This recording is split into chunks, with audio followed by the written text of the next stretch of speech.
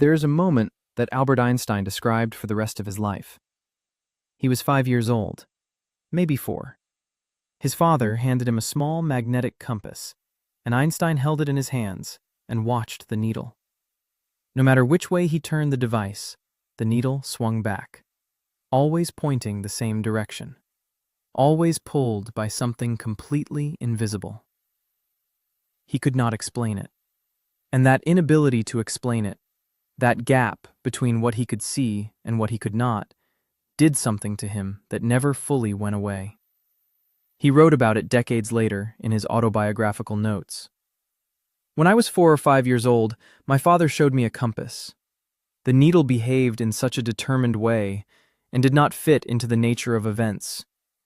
I can still remember, or at least I believe I can remember, that this experience made a deep and lasting impression on me. I love that he adds the qualifier, or at least I believe I can remember. That's not a man constructing a myth about himself. That's a man being precise about uncertainty, even when describing his own childhood. That's already Einstein. He was born March 14, 1879, in Ulm, in the Kingdom of Württemberg, Germany. His father Hermann was an easygoing, not especially successful engineer and businessman. His mother Pauline was sharper, more ambitious, the kind of woman who pushed. The family was secular Jewish, not religiously observant in any strict sense, comfortably middle class and deeply interested in culture. Music was everywhere in the household. Pauline made sure Albert began violin lessons at 6. He was a late talker, reportedly did not speak fluently until he was around 4 years old. There were family members who worried about him, and yet something was clearly turning over inside that mind, even when the words weren't coming out. The compass moment wasn't just a cute anecdote. Einstein himself understood it as the beginning of something. There was a force, real, invisible, structured, obeying some underlying rule of nature, and it was acting on that needle, whether he understood it or not. The universe had a hidden order, and that order could, in principle, be found.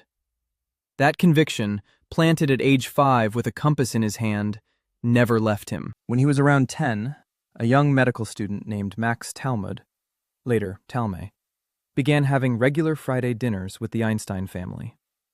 It was a common tradition in Jewish households, hosting a poor student for a meal. Talmud was 21, Einstein was 10, and Talmud started bringing him books, popular science books, philosophy, and then, at 12, a geometry textbook. Einstein later called it his holy geometry booklet. He worked through the entire thing on his own, not because a teacher assigned it, not because there was a test, because the questions inside it felt alive to him.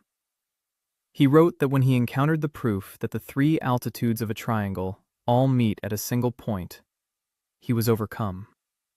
He described it as something like the feeling he had with the compass. There was a structure here, a hidden truth, and you could actually reach it with pure thought. He was 12 years old, and he had already discovered that the human mind, properly aimed, could touch something real about the universe without leaving the room. By 13, through Talmud, he encountered Kant's critique of pure reason. He was reading Kant at 13, not because anyone told him to, because he was hungry in a way that school could not feed. And this is exactly the point. Because school was failing him spectacularly at the same time.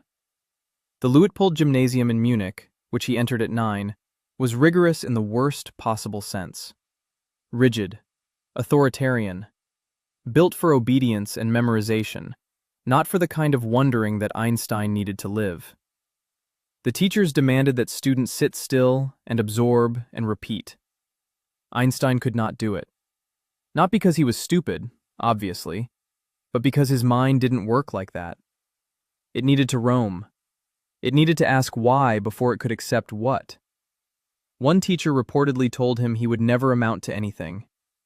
Whether that quote is precisely accurate is hard to verify, but it's easy to believe. What's remarkable is that none of this broke him. He writes about that period not with bitterness, but with something closer to clarity. He already knew, even as a boy, that the things he cared about, the compass, the geometry, the question of what light actually was, existed somewhere outside the curriculum. School was one world. His real thinking was happening in another. And so he learned to protect that inner world, to keep it separate, to not let the institution get its hands on the part of him that actually mattered. The most beautiful thing we can experience is the mysterious, he wrote years later. It is the source of all true art and science. That was not a philosophy he arrived at as a famous man looking back. That was something the boy with the compass already knew. So he arrives at the Luitpold Gymnasium in Munich at age 9, and right away something is wrong. Not with Einstein, with the school. The gymnasium ran on a simple model. The teacher speaks, you memorize, you repeat it back. No questions, no deviation. Discipline enforced through humiliation, through drills, through the constant pressure to conform. It was designed to produce obedient, capable subjects for the German state. And for most students, it worked fine. But Einstein was not most students. He had already spent years sitting with his uncle Jacob, working through algebra problems the way other kids played games. He had already torn through an entire geometry textbook on his own at age 12, just because he wanted to. He called it his Holy Geometry booklet. That tells you everything. This was not a boy who needed to be forced to learn. He needed to be left alone to chase what fascinated him. The gymnasium would not leave him alone to do that. And so the school and Einstein entered into a quiet, grinding war that neither one could win cleanly. His teachers reportedly found him disruptive. One, according to multiple biographical accounts, allegedly told him he would never amount to anything. Whether or not those exact words were said, the sentiment was clearly there. Here was a boy who asked too many questions, who wouldn't simply accept what he was told, who seemed, from the outside, to be a problem. And what I find so fascinating is that Einstein did not fight back loudly. He didn't rebel openly. He just withdrew the part of himself that mattered. He did enough to get by. He kept the real thinking private. Walter Isaacson, in his biography, describes how Einstein developed a kind of detachment during these years. Not apathy, detachment.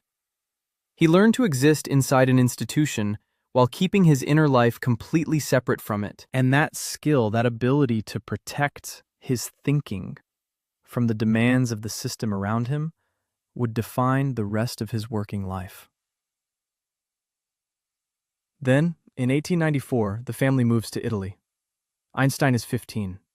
They leave him behind in Munich to finish school, and he lasts only a few months before he drops out entirely and follows them. He later described the Munich school as stifling to imagination. That was not an excuse, that was a diagnosis. He understood, even then, what kind of environment destroyed the thing he was trying to do. So at 16, he sits for the entrance exam to ETH Zurich, the Swiss Federal Polytechnic, one of the finest technical schools in Europe. He fails. Not across the board. He scores brilliantly in physics and mathematics, but he fails the French section and botany, the subjects that had nothing to do with what he cared about. And so, they turn him away. I love this detail, because this is the moment where the conventional story would have you believe Einstein was lost. Rejected by his school, failed his entrance exam, no real path forward. But look at what he actually did. He spent a preparatory year in Aarau, Switzerland, at a school that was almost the opposite of the gymnasium. It was progressive. It encouraged independent thinking. Students were asked to visualize concepts, not just memorize them. And it was here, at 16 in Aarau, that Einstein first imagined chasing a beam of light. He later described the question that consumed him. What would a light wave look like if you could ride alongside it at the same speed? He could not answer it.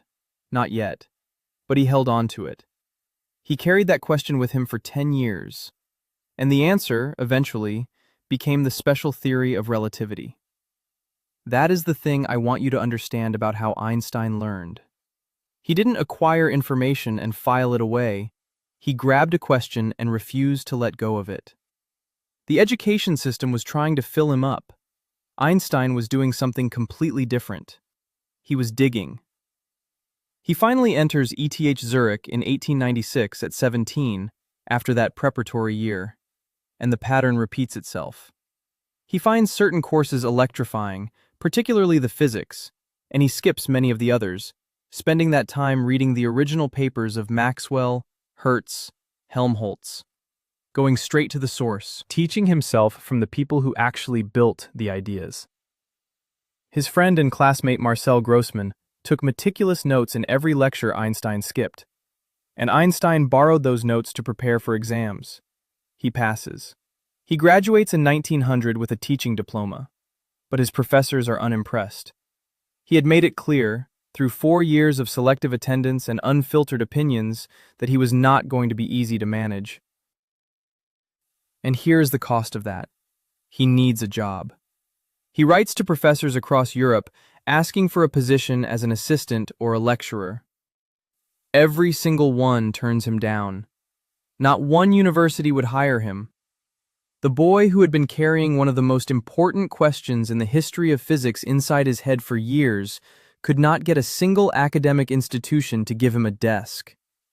He was 21 years old, brilliant, unemployed, and invisible. And what he did next quietly created the conditions for everything.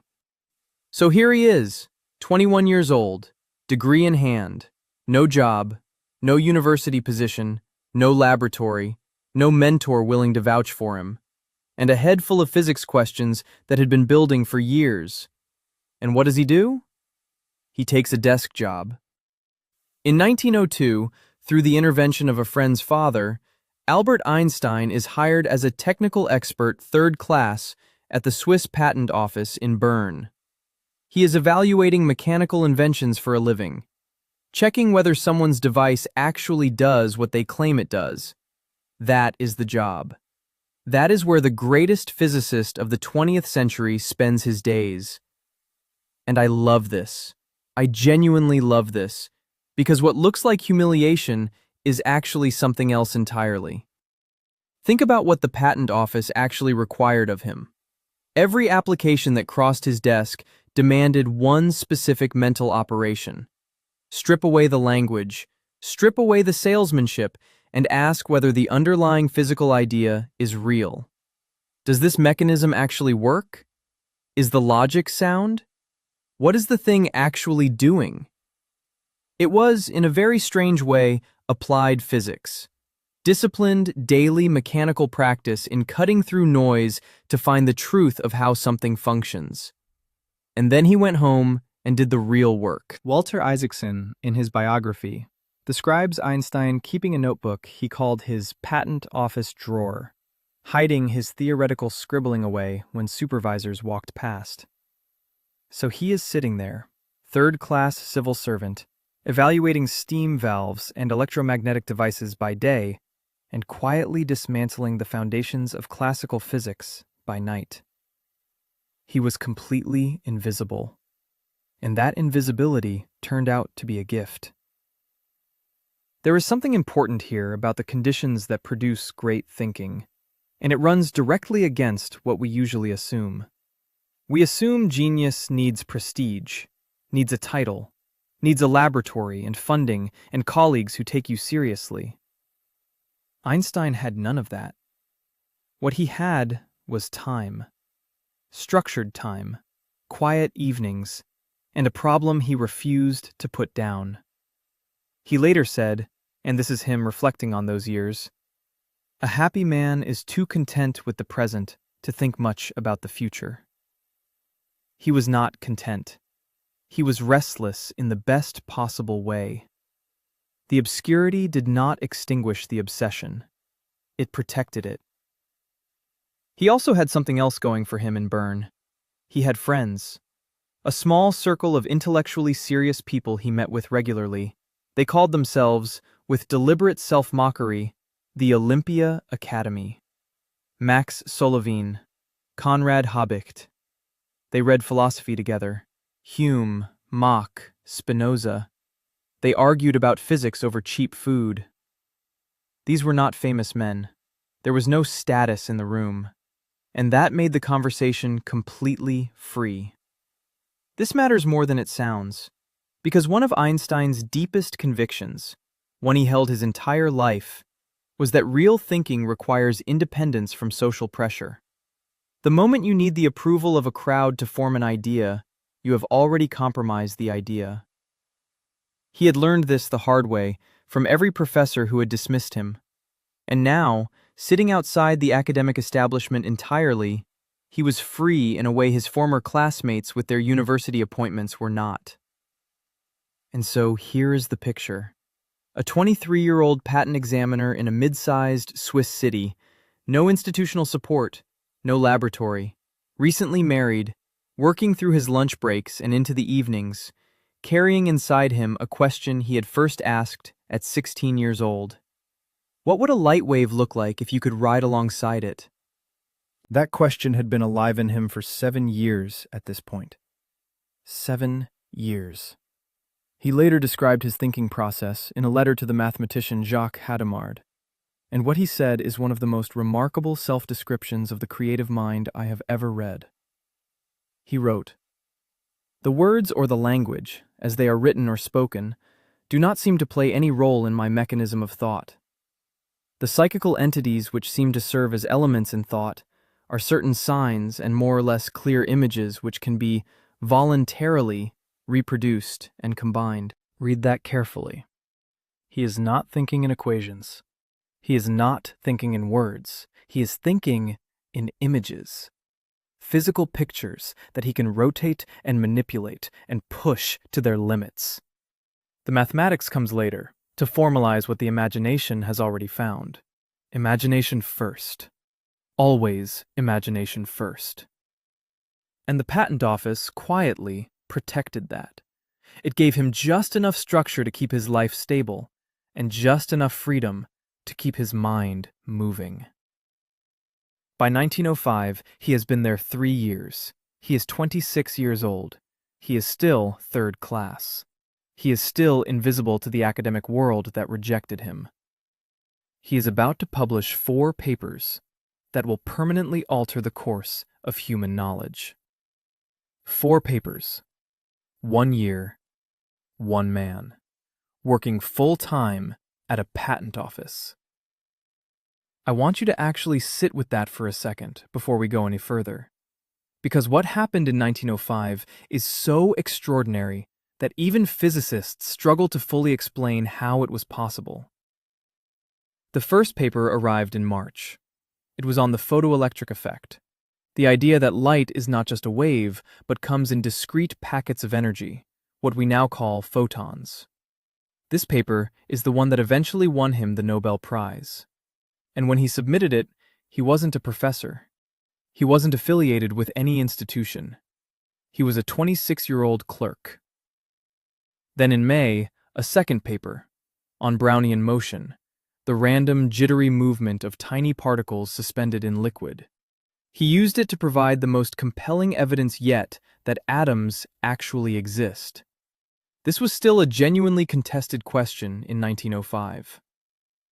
Then in June, the paper on special relativity, the one where he resolved the contradiction that had been haunting him since he was 16 years old, since he first imagined chasing a beam of light. He showed that space and time are not fixed. They stretch and compress depending on how fast you're moving. The universe is stranger than anyone had thought. And then, in September, almost as an afterthought, a 3-page follow-up to the relativity paper. 4 equations, a single conclusion. Mass and energy are the same thing, related by a constant, the speed of light squared. 4 papers. March, May, June, September. So the question I keep coming back to is, how? How does a person do that? What was actually happening inside his mind?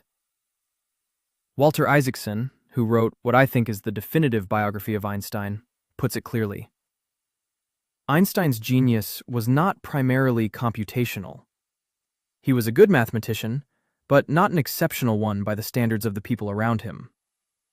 What separated him was something else entirely. It was the way he thought, before the mathematics even began. Einstein described it himself in a letter to the mathematician Jacques Hadamard.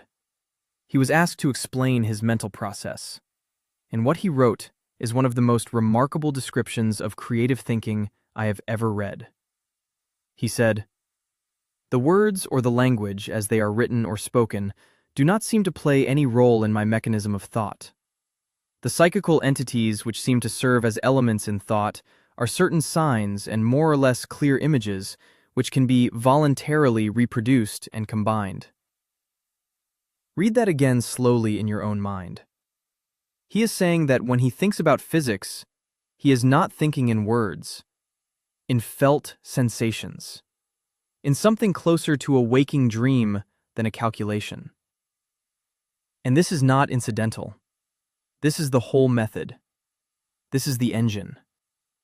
The special relativity paper did not begin with a differential equation. It began with a 16-year-old boy asking, what would a light wave look like if you could ride alongside it? That image, that picture, held in his mind for a decade, turned over, examined, pushed against reality, refined, and only then, finally, translated into the language of mathematics. He always said imagination came first. He said it over and over throughout his life.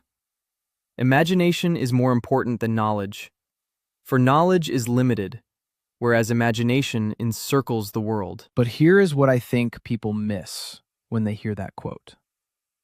They hear it as inspiration poster philosophy, something nice to put on a wall.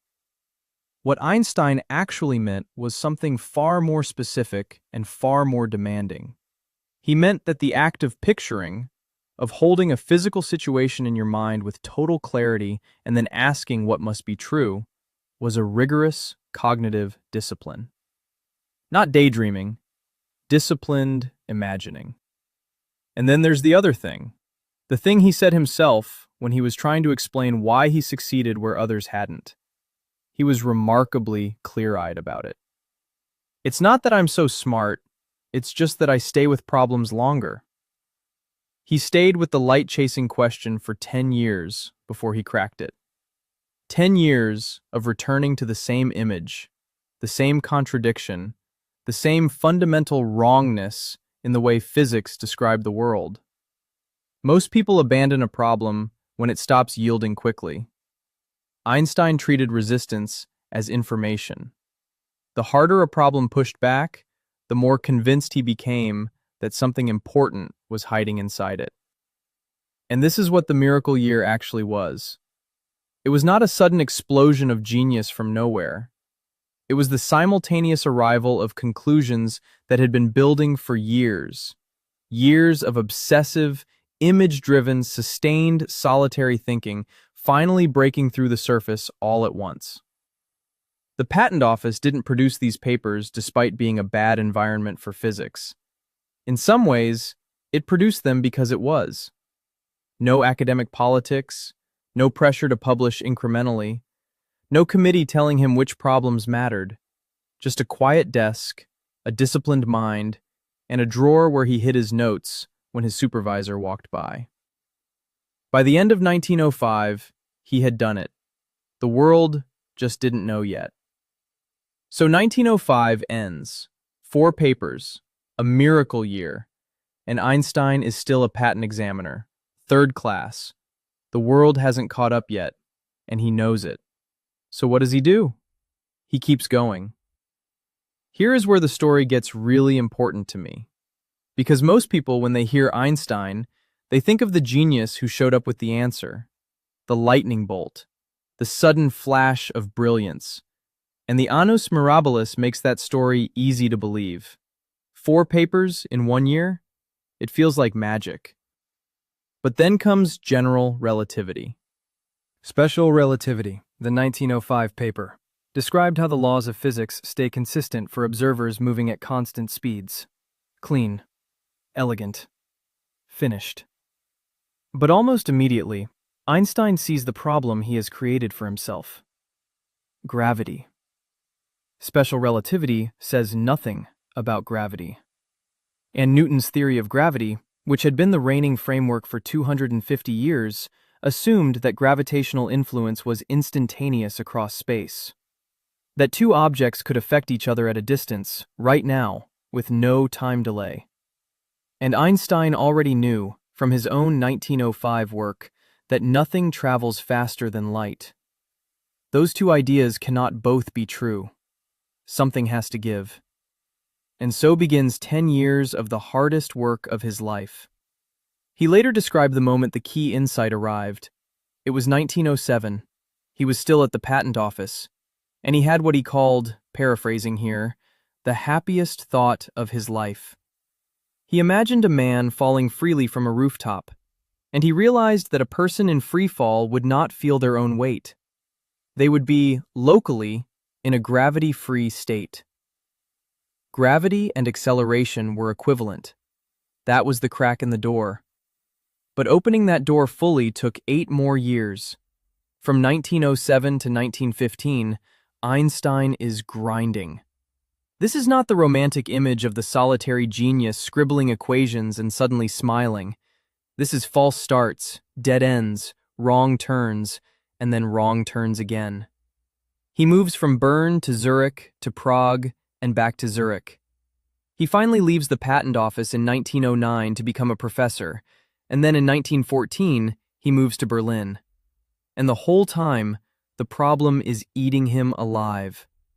The mathematical machinery he needed didn't exist in his toolkit. Special relativity he could handle mostly on his own.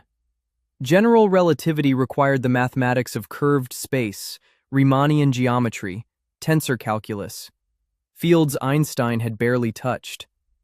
And here is something I find genuinely fascinating about how he worked. He went and found someone who knew what he didn't. His old friend from ETH Zurich, Marcel Grossmann. Einstein essentially showed up and said, paraphrasing, "I need help. I know the physics, I don't have the math." That's not what we picture when we picture Einstein, but it's the truth. He was never too proud to seek out what he lacked. Walter Isaacson, in his biography, describes this period as a sustained struggle that nearly broke him. The equations kept producing results that seemed wrong. In 1913, Einstein and Grossmann published an interim theory, the Entwurf theory. Einstein was briefly convinced it was right. Then he found flaws. Then he abandoned it. Years of work, discarded. And still, he didn't stop. This is what I keep coming back to when I think about how Einstein actually worked. It wasn't that he was faster than everyone else. He said it himself. It's not that I'm so smart, it's just that I stay with problems longer. That's the whole thing right there. That one line explains 10 years of general relativity more than anything else I've read. By the fall of 1915, he is in a race with the German mathematician David Hilbert, who has learned of Einstein's approach and is working toward the same equations from the mathematical side. And Einstein accelerates. In November of 1915, he presents 4 papers on consecutive Thursdays to the Prussian Academy of Sciences. Each one corrects and extends the last. On November 25th, he presents the final field equations of general relativity, the completed theory. He described what it felt like when the final equations finally worked, when he found that the theory correctly predicted the anomalous precession of Mercury's orbit that Newtonian gravity had never been able to explain. He wrote to his friend Paul Ehrenfest that he was, paraphrasing from Isaacson's account, beside himself with joy for days. He said the experience gave him palpitations of the heart. 10 years. For that. And here is the lesson I can't shake. Special relativity, the miracle year paper, was inspiration. It was the image-based, thought experiment first, imagination before mathematics approach that had always been his natural mode. General relativity was something else entirely. It was will. It was refusing to quit when the math broke, when the collaborator moved on, when the wrong theory sat on paper under his name for 2 years. It was the willingness to be publicly wrong and keep going anyway. The distinction between past, present, and future is only a stubbornly persistent illusion, he wrote near the very end of his life. But what the 10 years of general relativity taught him, I think, was something even harder than that the distinction between inspiration and work is also an illusion. The genius was never separate from the grinding. They were always the same thing. And then something happens that changes everything. Not in the lab, not in a paper, but in the sky. November 1919. British astronomer Arthur Eddington publishes the results of his solar eclipse expedition. Light bends around the sun, exactly as Einstein predicted. General relativity is confirmed. And overnight, a Swiss-German theoretical physicist who had spent years working in a patent office becomes the most famous human being on the planet. I want you to sit with how strange that is. He had been doing this work, quiet, solitary, grinding work, for over a decade. Virtually unknown outside a small circle of physicists. And then, suddenly, his face is on the front page of every newspaper in the world. The London Times, the New York Times, papers in Tokyo, Buenos Aires, Cairo, all of them running headlines about a man most of their readers had never heard of 48 hours earlier. Walter Isaacson describes this moment in his biography as something close to a cultural eruption. The world had just come out of the First World War, millions dead, empires collapsed. People were exhausted by nationalism, by violence, by the smallness of politics. And here was something enormous. A German-born Jew and a British scientist working together across the lines that had just torn the world apart, confirming that space and time themselves bent to a deeper mathematical truth. The story the world wanted to tell about Einstein wasn't really about physics. It was about the possibility that the human mind could transcend all of that there was something bigger. Einstein understood this, and it made him deeply uncomfortable. He was constitutionally a private man. He had said it plainly in his own words. My passionate sense of social justice and social responsibility has always contrasted oddly with my pronounced lack of need for direct contact with other human beings and human communities. I am truly a lone traveler, and have never belonged to my country, my home, my friends, or even my immediate family with my whole heart. That is one of the most honest self-portraits I have ever read from anyone. He knew exactly what he was, and what he was not built for crowds. But the crowds came anyway. He traveled, he lectured, he gave interviews. He became a symbol whether he wanted to be one or not, and through the 1920s he carried 2 lives simultaneously. The public Einstein, the icon, the man with the wild hair and the gentle eyes that newspapers loved to photograph, and the private Einstein, who was still sitting alone with hard problems, still playing Mozart on his violin when he got stuck, still searching. And then comes 1933, and the world gets darker very fast. Hitler rises to power in January. Einstein is visiting the United States when it happens. He is 53 years old. He had seen the nationalism coming. He had called it, and I love this quote because it is so precise. Nationalism is an infantile disease. It is the measles of mankind. He had said that in 1929, in print, publicly. He knew what it was. He understood that tribalism dressed up as patriotism was not a sign of national strength, but of civilizational immaturity. He never went back to Germany. He renounced his German citizenship, for the second time in his life, and settled permanently in Princeton, New Jersey, at the newly founded Institute for Advanced Study. He was given an office, a salary, and the freedom to think. For the rest of his life, Princeton would be where he walked and worked and grew old. And then comes the hardest part. The part that I think Einstein carried as a genuine weight for the rest of his days. 1939. Leo Szilard, a Hungarian physicist who understood exactly what was happening in Nazi Germany, comes to Einstein. He explains the problem. German physicists are working on nuclear fission. The possibility of a weapon of unimaginable destructive power is real. Someone needs to warn President Roosevelt. Einstein signs the letter. The Einstein-Szilard letter reaches Roosevelt. The Manhattan Project begins. And 6 years later, in August 1945, the bombs fall on Hiroshima and Nagasaki. Einstein was not part of the Manhattan Project. He was considered a security risk, his pacifism, his politics, and was kept out. But it did not matter.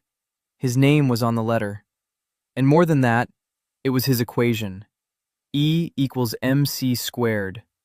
The theoretical foundation that made it possible to understand that mass could be converted to energy on a scale that could level a city. The physics was his. He was reported to have said, when he heard the news of Hiroshima, simply, "Oy vey." That detail, that small human sound of grief, I find more moving than any formal statement he could have made. But he did make formal statements, many of them. He spent the years after the bomb doing something very deliberate. He used his fame, the fame he had never wanted, as a tool. In May 1946, he sent a telegram to prominent Americans that read, "The unleashed power of the atom has changed everything save our modes of thinking, and thus we drift toward unparalleled catastrophe." Everything save our modes of thinking. That is the line. The technology had leapt forward. The moral and political imagination of humanity had not kept pace. And Einstein believed that was the existential problem of the modern world. Not physics, not even war, but the lag between what we could do and what we were wise enough to do. He co-founded the Emergency Committee of Atomic Scientists. He advocated for a world government that could prevent nations from using nuclear weapons against each other. He was criticized for being naive. He probably was, in the practical political sense. But naivety was not really the point. The point was the refusal to look away. The man who had spent his whole life choosing the hardest intellectual problems was not going to look away from the hardest moral one just because the solution wasn't obvious. And there is something I keep coming back to when I think about this period of his life. He had started as a boy who was transfixed by an invisible force moving a compass needle.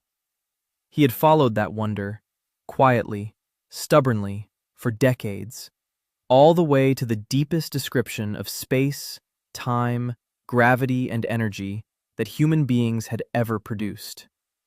And then that same work had been picked up by others and used to build a weapon that killed 100,000 people in a single morning. That is not an abstraction. That is the specific collision between the life of the mind and the life of the world. And Einstein did not get to choose whether it happened. Nobody asked him. What he did choose was what to do afterward. And what he chose was to speak. Plainly, repeatedly, with the full weight of his name behind him. Because he understood, this is the thing, he understood that the only currency he actually had was credibility. The world trusted his mind, and he was going to spend that trust on the one problem he thought mattered most. "Try not to become a man of success," he said near the end of his life, "but rather, try to become a man of value."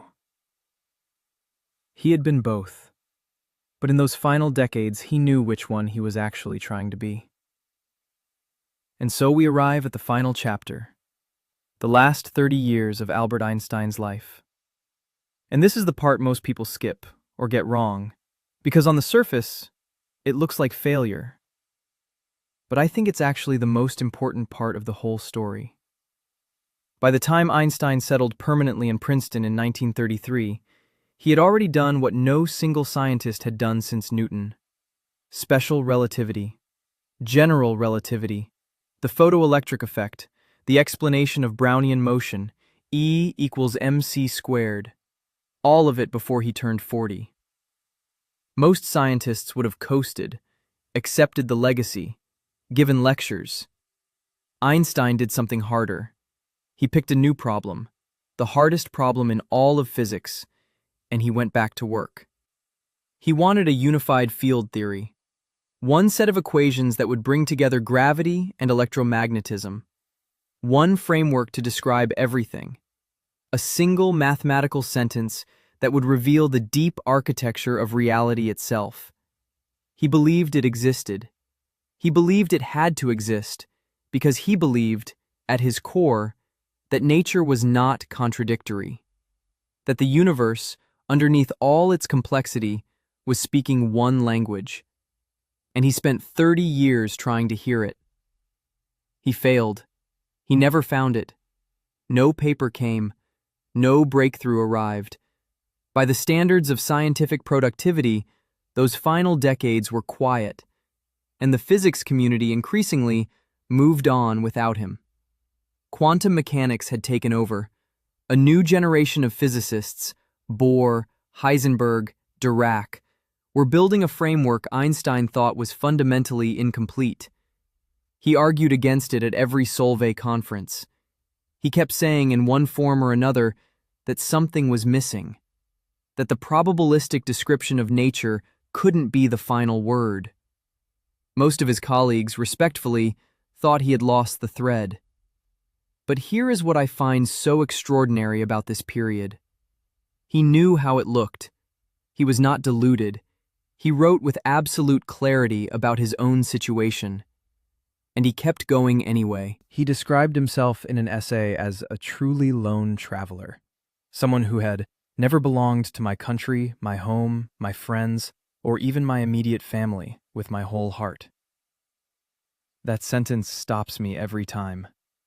This is one of the most beloved and celebrated human beings who ever lived, writing about a profound and chosen aloneness.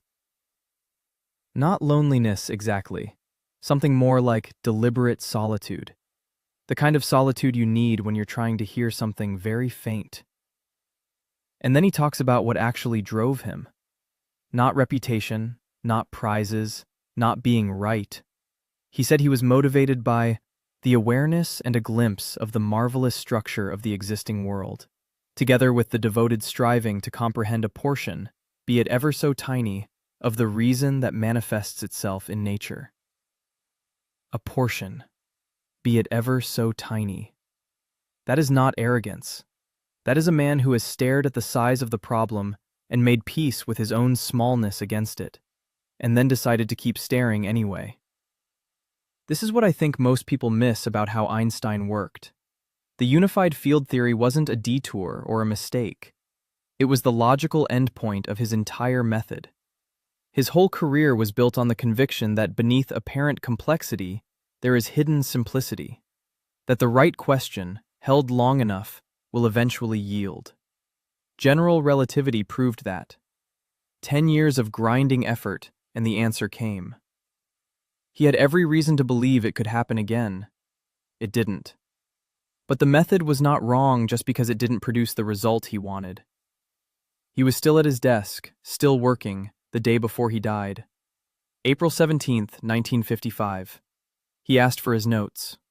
His last written work was a draft of a speech about nuclear disarmament, the problem he believed threatened human survival. He never finished it. He died the following morning of a ruptured aortic aneurysm. He was 76. His last words were spoken in German to a nurse who didn't speak German. They were not recorded. Nobody knows what they were. I've thought about that a lot. The man who spent his entire life trying to translate the language of the universe into words, and his last words disappeared. There's something almost fitting about it, in a painful way. But what he left behind is permanent. And it isn't just the physics. It's the proof that how you think matters more than how fast you think. That imagination, applied with discipline over years, over decades, can move mountains. That the right question is worth more than 1,000 quick answers. That you can be rejected, ignored, dismissed, outpaced by younger minds, stuck on a problem for 30 years with nothing to show for it. And none of that means you stop. Near the end, he wrote about what he wanted for the people who came after him. "Strange is our situation here upon earth," he said. "Each of us comes for a short visit, not knowing why, yet sometimes seeming to divine a purpose. From the standpoint of daily life, however, there is one thing we do know, that man is here for the sake of other men." That's the whole thing, right there. The compass, the thought experiments, the patent office drawer, the decade of grinding toward general relativity, the 30 years chasing unity he never found. All of it. Every hour he stayed with a problem longer than anyone else thought was reasonable, was in service of something larger than himself. He didn't find the unified field theory, but he showed us what it looks like to spend a life in genuine pursuit of truth, and to treat that pursuit itself as the point. The finding was never guaranteed. The searching was always a choice. And that is a thing you can do, starting today, in whatever room you're sitting in right now. Thank you for listening to the story of Albert Einstein. If you'd like more stories like this, make sure to subscribe and leave a comment on who you'd like to hear about next.